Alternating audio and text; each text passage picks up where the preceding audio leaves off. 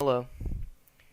Nick, Will, and I did a solar power survey, and we've collected some data on it we'd like to share with you.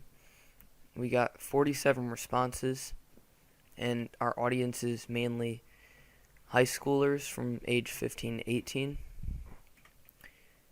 So keep that in mind when we're going through the questions. Question 1. Which of the following areas of the United States has the greatest solar energy potential because of the amount of kilowatts a year it receives? The answers were Northwest, Northeast, Southwest, and Southeast, and then an I don't know option. So the correct answer here was Southwest, which is the orange section on the pie chart. More than 25% of people didn't know the answer, so they chose that purple section. That's a pretty large amount. 36% got this question right. 1 in 3 people. That's a good amount. The southwest area of the United States receives the most solar energy because of its geographic location, which is close to the equator, and its local landscape and weather. So you can see that in the picture to the right. Question 2. What is the photovoltaic effect?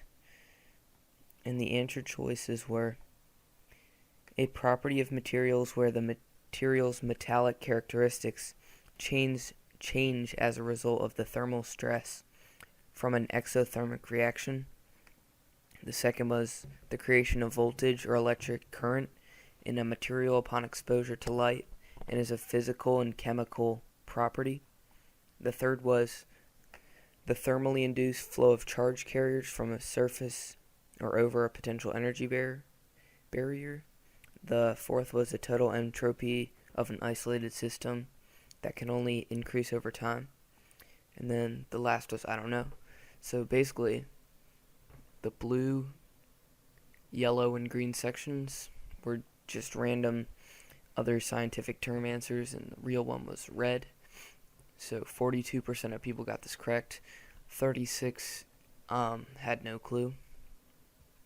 And this is a pretty significant thing to know because it's the main principle of how solar power works.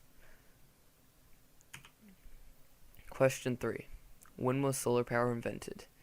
The possible choices were 2000s, 1900s, 1800s, 1700s, or I don't know. And the correct answer was 1800s, the yellow section. Surprisingly, only 10% of people got this correct. That's only 5 out of the 47 that were surveyed. Over half of the people thought it was 59%. That's over half of the people thought it was the 1900s. So that was a large amount. And I think it's really important that you know it's from the 1800s because this technology has been around for a while and we're just starting to utilize it now.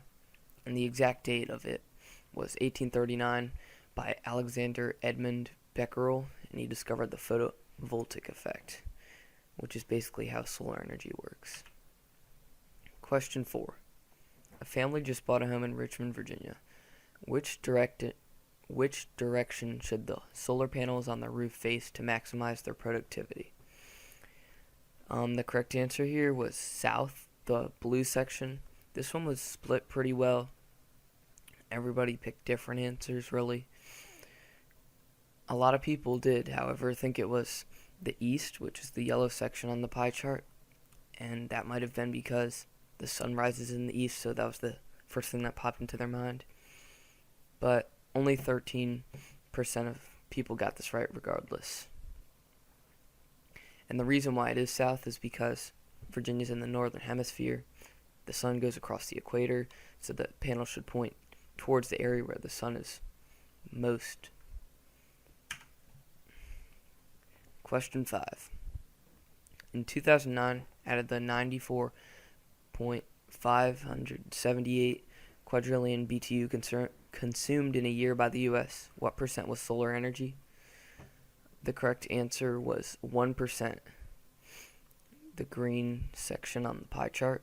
Yeah, that's right. Only 1% of the U.S. energy used was solar energy. So it's a very small industry out of all of the other coal, natural gas, hydropower, all those. A quarter of people got this right. 23% didn't know the answer, that purple section. This is a really important fact because it shows how small the industry is in the United States, but also that there's room for it to grow in the future. Question 6. Which of the following are advantages of solar energy? And this was a check all that apply. So the first choice was it makes the largest amount of energy in the shortest amount of time compared to other sources. The second was potentially infinite energy supply.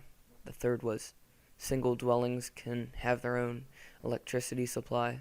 The fourth was solar power does not emit greenhouse gases into the environment. The correct answers were the last three. So 91% of test takers identified solar power as a potentially infinite supply. That's good. They realized it's a renewable energy source. 76% also knew it doesn't emit greenhouse gases. That's also pretty good to hear. 28% thought solar power was the most efficient. But actually wind is. Question 7, the last question. Which of the following is a disadvantage of solar energy? The possible answers were solar panels need to be replaced annually. Solar energy releases are pollution. It cannot be used during the night. Solar energy can be installed by government agencies. And the I don't know option. The correct answer here was it cannot be used during the night because it needs the sunlight, of course. The yellow section, so 61% of people got this right. That's good to hear. 40% did not get this question right. I don't know why. It was just all sorts of different answers for the remaining 40%. Conclusion. What does this survey tell us? Well, considering that not too many people got all the questions right, there is a need for environmental science education in the world, and it's really important for people to learn this information. If people are more aware of other energy sources, they can save money, reduce greenhouse gases, and help revolutionize the world with which we live in. Yeah, you can save money by doing simple tricks like pointing your solar panels in the right direction, so you get more energy. Third bullet point, it is only a matter of time before solar power is commonhold. The price just needs to go down. So this is something you're more than likely going to see more in the future as the non-renewable sources of energy start to run out, like coal, natural gas. So this is the way of the future, and we should familiarize ourselves with it. Thank you to all the survey participants, and let's make the world a healthier place to live in the future.